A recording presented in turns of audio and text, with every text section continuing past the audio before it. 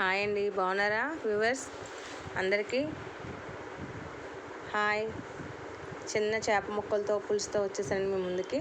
నాకు తెలిసిన స్టైల్లో చేశాను. మీకు కూడా నచ్చితే చేసుకోండి.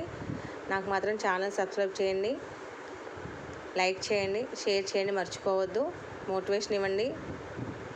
హాయ్ ఫ్రెండ్స్, చూడండి ముందుగా బాండి పెట్టుకున్నాను.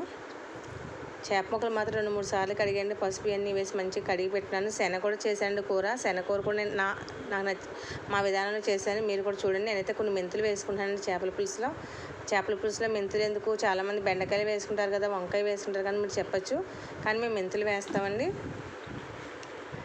5 పచ్చిమిర్చి సన్నగా తరిగి వేసుకున్నాను.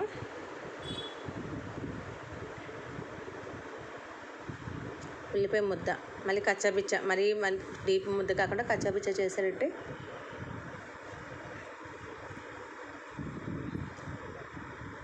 మంచిగా ఎర్రగా ఉల్లిపాయ మంచిగా ఎర్రగా బంగారు షేడ్లో వచ్చేదాకా వేయించండి, బాగుంటుంది ముద్ద కూడా. అలా ముద్దలో ఉన్నప్పుడు మనం వేసుకుంటే కూర మాత్రం పచ్చివాసన వస్తుందండి. అది ఉల్లిపాయ వేగక అని మాత్రం మనకు తెలియదు, అది రకమైన పచ్చివాసన వస్తుంది. ఇప్పుడే నేను ఉప్పు కూడా ముందే వేసేసుకుంటున్నానండి, ఎందుకంటే ఉల్లిపాయ బాగా వేగుద్దని చెప్పేసి మగ్గుద్దని చెప్పు, అంటే అందులో ఆ పేస్ట్లో నీరంతా కూడా బాగా బయటకు వచ్చేదని చెప్పి ఫస్ట్ ఉల్లిపాయ ముద్దలోనే ఉప్పు కూడా వేస్తున్నాను. బాగా కలిదిప్పి ఒక 5 నిమిషాలు అలా ఉంచండి. 5 నిమిషాలు ఉంచితే మంచిగా మగ్గుద్ది. ఉల్లిపాయ మొత్తం పచ్చిమిర్చి మంచిగా మగ్గుతాయి. నేను ఇందులో కొత్తిమీర కానీ ఫ్లేవర్ కోసం కరివేపాకు కానీ వేయనండి, నాకైతే ఇష్టం ఉండదు ఆ ఫ్లేవర్స్ అంటే. చూడండి, ఆ ఫ్లేవర్స్ అంటే ఇష్టం లేకపోవడం కాదు, మన కూర స్మెల్ కన్నా ఆ స్మెల్ ఎక్కువ చూపిస్తుంది. మన కూర స్మెల్ తెలియదు, ఇది న్యాచురల్గా ఉంటుందని చెప్పేసి ఇట్లా వేస్తాను. మీరు కూడా ఇలాగే వేయండి. అంగొని చూసారా, ఉల్లిపాయ మంచిగా వేగింది బ్రౌన్ షేడ్లో. అలా మంచిగా ఉల్లిపాయ మొత్తం వేగించి ఉల్లిపాయని అంతా కూడా బాండి చుట్టూ సదరండి. ఎందుకంటే చేప ముక్క వేసినప్పుడు కింద ముక్క వేసినప్పుడు ఏం చేస్తామంటే మనం పెట్టామనుకోండి, కింద ముక్క అంటిపోద్ది, చేప ముక్క అంటిపోద్ది. అందుకని చెప్పి ఉల్లిపాయని మొత్తం ఇలా సదురుకొని అప్పుడు ఒక్కొక్క ముక్క పెట్టుకుంటే బాగుంటుందండి. చేపని మాత్రం కొద్దిగా పెరుగు పసుపు వేసి బాగా కలదిప్పి కడగండి. మనకు నీసు వాసన అనేది రాదు ముక్క తింటున్నప్పుడు కూడా. ఆ పెరుగు వేయడం వల్ల కూడా మనకు కూడా ముక్క మంచిగా పట్టి టేస్ట్ కూడా ఉంటుంది.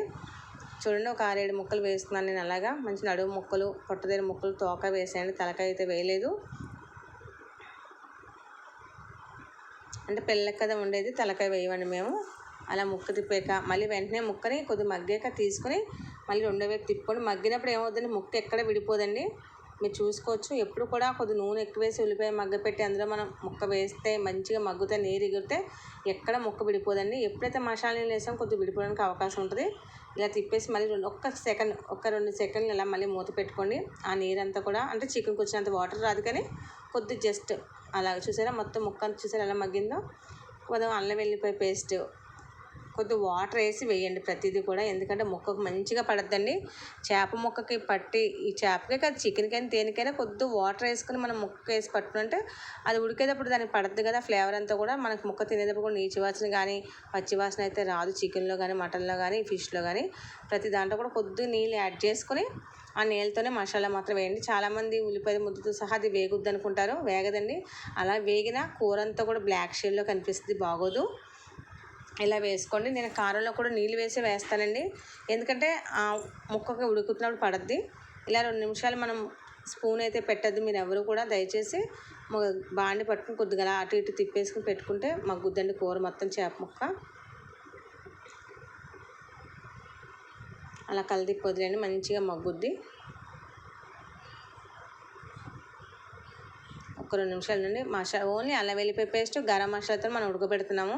మన కారం కూడా 2 స్పూన్లు తీసుకుంటున్నాను. అందులో కూడా లైట్గా వాటర్ అయితే వేస్తాను నేను.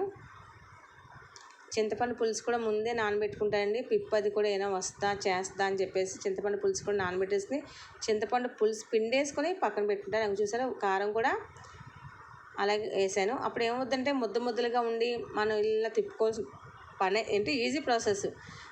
పొడి కింద కూడా వేసుకోవచ్చు, పట్టదా అని మీరు అడగచ్చేమో, పడద్ది, కానీ ముద్దలుగా ఉండిపోద్ది కదా నీళ్ళలో, అది ములిగదు. అందుకని మనం ఏం చేస్తాం, కొద్దిగా వాటర్ వేసి పెట్టుకుంటే మంచిగా కలిసిపోద్ది అని చెప్పేసి శుభ్రంగా మగ్గుతుంది. చూడండి, చాలా బాగుంది. వెంటనే నేను ఏం చేస్తానంటే 2 ఉడుకులు ఉడకనివ్వగానే చింతపండు పులుసు ముందుగానే రెడీ చేసి పెట్టినాను. అడుగు పులుసు మాత్రం మీరు ఎవరో వేయకండి, అందులో వేసుకున్న చింతపండు బొట్టకి తొక్కలు దిగినా బాగోదు.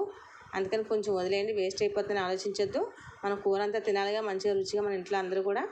అదిగోండి చేపల పులుసు మంచిగా చూసారు, ముక్క మంచిగా తేలుతుంది. అంటే దానికి ఉన్నదంతా కూడా వాటర్ అంతా కూడా ఫస్ట్ మనం ఎగుర్చుకున్నామంటే ముక్క చాలా బాగుంటుంది. మళ్ళీ మనం మసాలాలతో చేప పులుసు వెళ్తేనే ముక్క ములగాలన్నమాట. అలా మనం ఉడకబెట్టుకోవాలండి. అదిగో చూసారా, ఎప్పుడైతే చేప ముక్కలు మసాలాతోని వాటితోని ఉడికాక ముక్క దిగింది చూసారా, ఫస్ట్ తేలింది, ఇప్పుడు ఉప్పు పట్టేసింది కనుక మంచి దిగింది. చాలా బాగుంటుందండి, మీరు కూడా ట్రై చేయండి. మెంతులు మాత్రం వేసుకోండి తప్పనిసరిగా, మెంతులతో వచ్చే ఫ్లేవర్ వేరే ఉంటుంది. నేను కొత్తిమీర కానీ కరివేపాకు కానీ ఏమీ వేయలేదు. మీరు అందరూ కూడా నాకు లైక్ చేయండి, సబ్స్క్రైబ్ చేయండి, ఛానల్ మోటివేషన్ ఇవ్వండి.